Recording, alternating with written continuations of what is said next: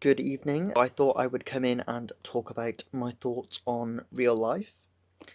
I read this as part of the long list for the 2020 Booker Prize, and I wasn't actually planning on filming a video now. It is past 11 o'clock in the UK now. It's nearly midnight, and I went to bed at like 9 o'clock because I was tired. And then I woke up at about 10:30 to my mum. She'd opened the door and she had the door open and she was just staring at me like this. So I was asleep and I woke up like, Mum, what the hell are you doing?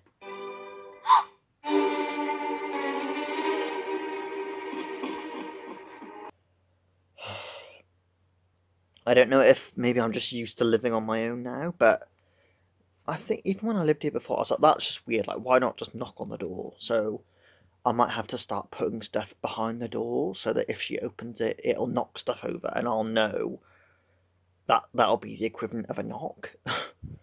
But that was really scary to wake up like that. So now I'm up because I've been jolted awake. Right, so I thought I would share my thoughts. First of all, quite like the cover. The man is very handsome on the front. Secondly, this is how long is it? About 320 pages. So that is like your quota for your first novel. Normally, isn't it? They say they want at least 60,000 words or something, and like the publishers as part of the deal, and then so they basically make you bulk it out to 320 pages or more or less, isn't it? Like 320 is like the standard run for a novel length. So as soon as I saw the length was 320 pages, I was like, is this going to be a good novel, or is it going to be very much like orchestrated to what the publisher wants? I wasn't going in like heavily like that, but at the back of my mind, I was like, So yeah, this is his debut. Let's talk a little bit about him. So he is a black gay guy in America. I guess he's quite young. Maybe he's late 20s, early 30s. But apparently he was doing a PhD in like biochemistry or something before he dropped out of his PhD to, I guess, pursue his literary endeavours. It was a quick read. It was, I guess it was a relatively good read actually. I did enjoy it. I'm glad I read it, but it was a little bit disappointing. It was a good book, and as a gay black novel, I would recommend it. And as a campus novel, I think it's interesting. The book basically follows Wallace, who is a guy, maybe, how old is he?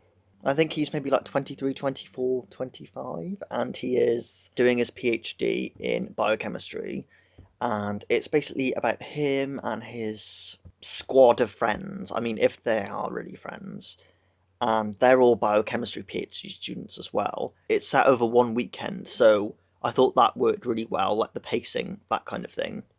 I imagine this would make a really good play to go and see. There's parts where the novel is just talking about like the worms, but it doesn't do it that much. Like when I listened to some reviews and things before I read the book, before I even bought the book, I thought it was going to be like pages of him just in the lab doing it, which wouldn't bother me at all.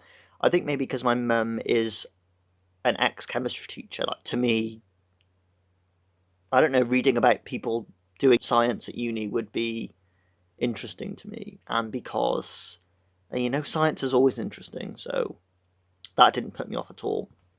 Normally, if it's going to be a campus novel and it's not autobiographical but somewhat biographical, normally the writers are writing about doing their English degrees. So it was refreshing to read about biochemistry because I don't know really anything about biochemistry.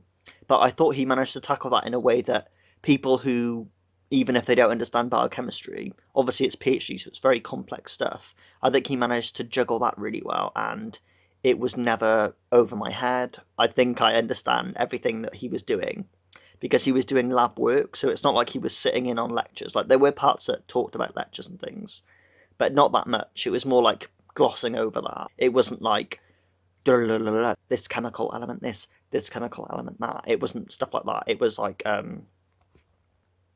fairly easy stuff that probably, if I read this and I was like 12 years old, I'd probably be able to understand what kind of lab work he's doing. So I think if the sciencey stuff isn't that intriguing to you, don't be put off by it. He does that well. And let me see.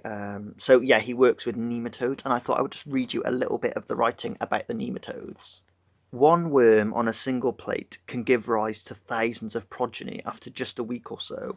When food is scarce, they cease reproduction to some degree, though whatever fertilized embryos there are undergo development and hatch inside their mothers. They eat their way out, eventually rupturing the cuticle to enter the world, sometimes with fertilized embryos of their own inside them. It reminds Wallace sometimes of creation myths. I thought that writing was actually really good. It was, clear, concise, even though, at the end it reminds Wallace sometimes of creation myths. I thought how stories can progenate other stories, and even though he's talking about these worms, you think it's going to be boring, but, they're literally eating their mothers to death. When I was reading, I just thought that paragraph captured the novel myth quite well. The sense of him focusing on these really small things and trying to understand them and trying to work these things into a bigger project while also trying to come to terms with the relentless cruelty of the world. So the novel opens with Wallace and his friends. I think there's 4 of them. Wallace's dad's just died, so I thought it was going to be where he's at uni and then he goes back to his family and then is moping about. But it wasn't like that at all. It's completely set at uni, so I like that.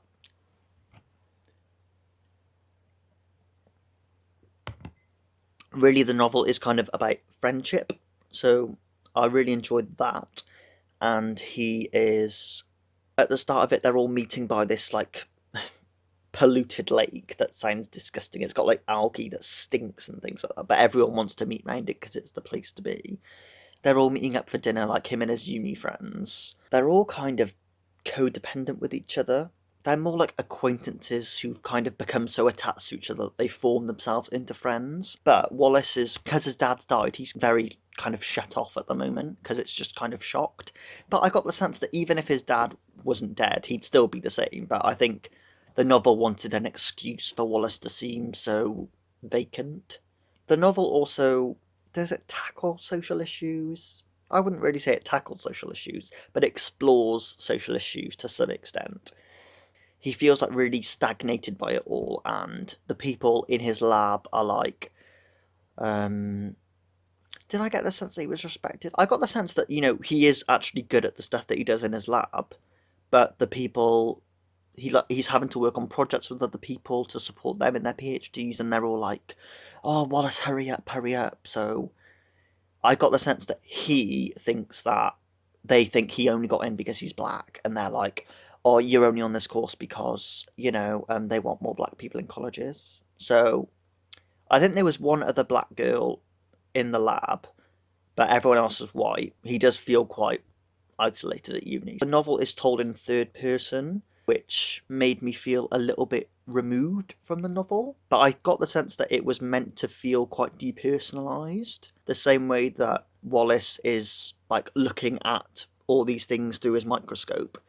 We, the readers, are looking through his life through this kind of microscope. So it created a kind of distance that was removed, but also in a strange way, very, very focused and intense. So I thought that was done well. Then there was one chapter where it switches to first person, and I thought the writing in first person was really effusive. I could have happily read 320 pages of that writing. I wondered why Brandon Taylor chose to write it in third person. I guess because it helps create a depersonalized sense, because Wallace is so kind of depressed in it. But I also thought that by him changing it to first person and then going back to third person, it was just him exercising his right as the novelist. So I really liked that he was challenging the notion of this, coercive narrative construction.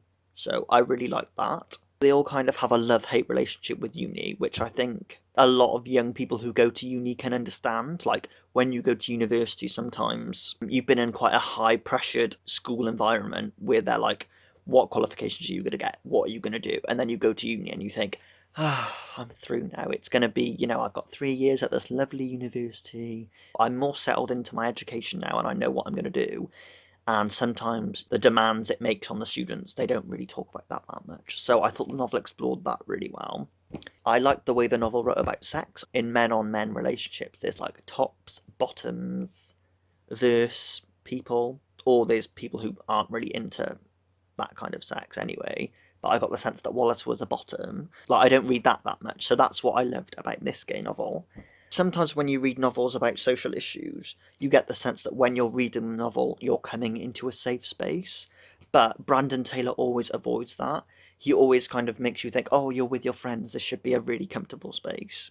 And then these things keep cropping up, they keep removing you from the situation. The novel kept resisting the idea of because it's, a gay black novel, that it has to ameliorate the issues. That was surprising. I also thought the writing, for the most part, was well orchestrated. Sometimes it was a little bit overwritten.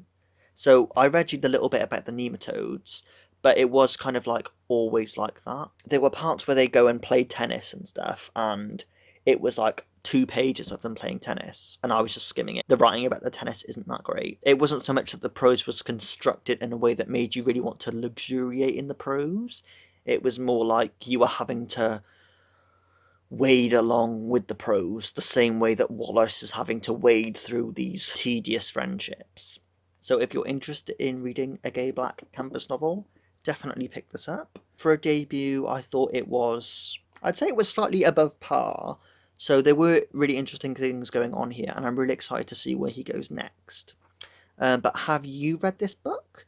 If you have, let me know.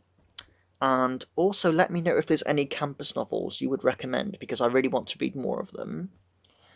And let me think. At the moment, I'm reading The Mirror and the Light and loving it. Yeah, so thanks for watching this. Alright, bye.